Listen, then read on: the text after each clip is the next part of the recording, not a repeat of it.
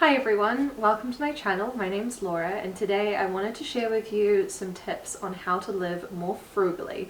We are a double income, no kids yet couple based in Auckland, and although we are not super minimal or super frugal by any means, we definitely have a few things that help us to keep our costs down, and I will be mentioning numbers and costs during this, so stick around. If you enjoy my 6 food-based frugal living tips today, please subscribe to see more of my content, as this is part 1 and I will have more upcoming videos on frugal living. Okay, tip 1.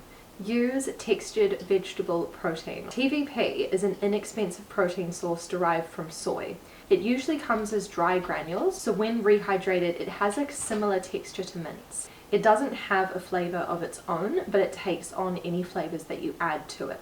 So I tend to use soy sauce, balsamic vinegar, stock, chili, mustard and nutritional yeast to add in good savory flavors when we use this to make bolognese. We probably end up using TVP in our food once a week, sometimes once a fortnight. So let's talk numbers.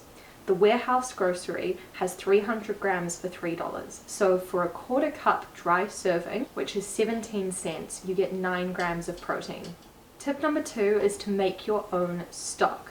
So good quality stock that isn't all just salt, sugar and flavor enhancers is really expensive, like over $1 a cup. Even the cheap stuff is 30 cents a cup. You can make your own at home for free. Seriously.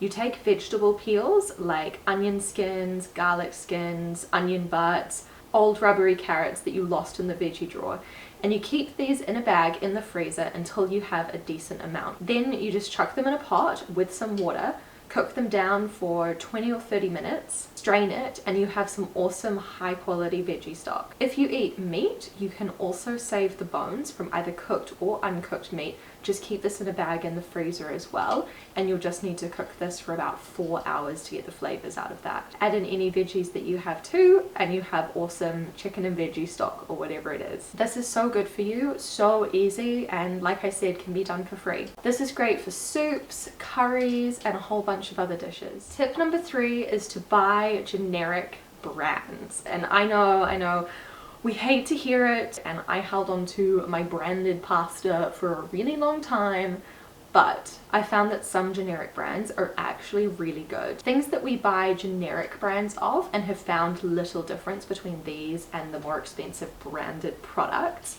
are salsa, tomato paste, pasta, rice, flour, nuts and dried fruit, soy milk and oats. Buying these instead of the branded alternatives, I would say, saves us about $5 a week on average. Tip number 4 is to grow what you can. We have a raised garden bed which we've worked on over a couple of years to get it to the point where we can grow food in it. Our biggest saver over this past summer was growing things like rocket, tomatoes or however you pronounce it, and herbs and kale, because all of these things are really expensive in the supermarket. We would substitute our kale with small amounts of like fancy lettuce from the supermarket to use in our salads, and this made such a huge difference for cost. Right now, where we are, it seems like any kind of green vegetables, the prices are just through the roof. So recently I planted broad beans, broccoli, broccolini, bok choy, parsley, and perpetual spinach. The trick with these is to just treat all of them like they're perpetual. And what I mean by that is that you don't go over and like cut off the whole plant, like the whole bok choy to use. You just go around to all of the plants and take off a few of the outer leaves and use these instead. You end up with the same amount of food, but you now still have all of those plants growing more for you. This will keep on giving you food for a really long time. This one does assume that you have access to some sort of outdoor garden area and some tools to get it going, but for us it's been so worth it. Seedlings are $4 a punnet for 6 of them, plus garden mix, compost or mulch is $15 a bag. So assuming you have room for 6 lots of seedlings like we do, plus you get a big bag of mulch or compost or something for each of those, you're looking at $120 for a few months of vegetables. It doesn't cover everything, but it can help so much if you do it right. Tip number 5 is to drink water. So We don't have like energy drinks or soft drinks, pop, fizzy drink, whatever you call it, at home, and we rarely have this anytime we're out. Firstly, it's a major contributor to like teeth issues, so it will save you money in the long run when it comes to that, but they're also really expensive.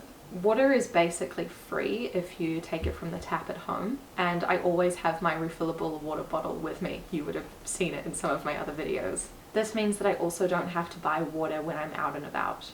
Energy drinks are even worse, and this is what I see a lot of my professional colleagues drinking, so let's break down that one compared to just standard coffee. My coffees at home are 28 cents of beans, 60 cents of milk, so that's 88 cents a coffee.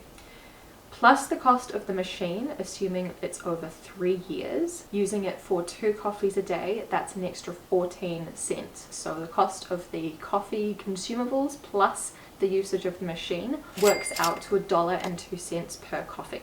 A 4-pack of V is $8, so that's $2 a can. I also get free Nespresso coffee when I go into work, so that sometimes means that I can have 2 coffees a day for free. This then saves between $1 and $2 per drink by choosing to have water, coffee at home, or coffee at the office instead of having an energy drink. And tip number 6 is to reduce your food waste. Okay, so here's the stat. In New Zealand, about 1/3 of our food waste is veggies, and I know that it's similar, somewhere between 20 and 30% for Australia. As I said before, making stock is a great way to use up old, sad veggies, but let's take it one step further. So if you have some sad potatoes, floppy celery, some broccoli that's starting to turn yellow, maybe a rubbery carrot and some soggy tomatoes. First, I start by adding some oil and some onions and garlic to a pan, or you can use onion and garlic powder here too.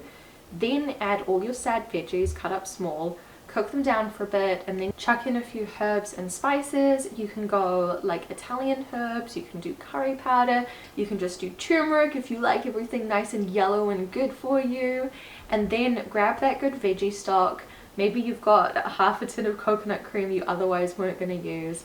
And then if you have any grains that need using, like barley or Freepik, or if you have just like a tin of lentils or chickpeas, go on and chuck that in too. Then let it cook down for a while, and if you want to get out your stick blender at this point and make it smooth, you can, or just leave it as it is. And you now have a super cheap soup that has just eliminated a bunch of food waste. Now, our biggest culprit with food waste here in New Zealand is actually bread. If you live in damp New Zealand, our bread goes moldy pretty fast. So firstly, I'd always recommend to keep your bread in the fridge. And then whatever you haven't used after 3, 4, 5 days, put that in the freezer. This is then perfect to pull out once you've made that soup. Just pop a few slices in the toaster for a couple of minutes longer than if it weren't frozen, and you have hot, fresh toast to go with your soup. Finally, the leftovers from this, or any meals that you make, should go into single serve containers into a dedicated leftover spot in the fridge. For us, this has meant that we almost never throw away leftovers because our whole bottom shelf, aside from our spare soy milks, which always go on the left, is our leftover spot. So if one of us is running out the door and remembers that we need to take lunch, we just go look in the leftover spot. We have color-coded containers, so mine are usually pink and Josh's are usually red or blue. This also allows us to balance out where he has greater portion sizes than me and also more carbs. But this is so much easier than just having big containers of leftovers, having to remember to portion it out. Trust me, it really works. Anyway, that was my 6 food-based frugal living tips for today. Make sure to check out my upcoming videos because I will be doing more of this, because as we get through this cost of living crisis 2023, and let's hope it's not also 2024, we can all benefit from learning to be a little bit more frugal and just helping ourselves out along the way. So thank you so much for watching today. Please like and subscribe if you liked and would like to subscribe. And I will catch you guys soon. Bye!